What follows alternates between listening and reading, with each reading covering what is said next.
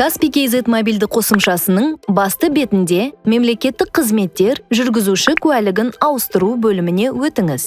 Нұсқаулықпен танысып, өтінім беріңіз. Суретке қойылатын талаптарды зерттеп, галереядан оларға сәйкес келетінін қосыңыз, немесе жаңадан түсіңіз. Ол үшін бетіңізді сопақшаға қойып, суретке түсіңіз. Егер құжатта болатын суретке көңіліңіз толса, жалғастыру деп басыңыз. Жүргізуші куәлігінің түп нұсқасын алу үшін қаланы және мамандандырылған халыққа қызмет көрсету орталығын таңдап, жалғастыру деп басыңыз. Құжаттарға электрондық цифрлық қолтаңбамен қол қойыңыз. Мемлекеттік бажды төлеңіз.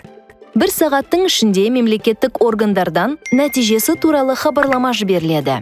Дайын, жүргізуші куәлігіңіз цифрлық құжаттар бөлімінде қолжетімді. Түп нұсқасын өзіңіз көрсеткен мекен жайдағы мамандандырылған халыққа қызмет көрсету орталығынан ала аласыз.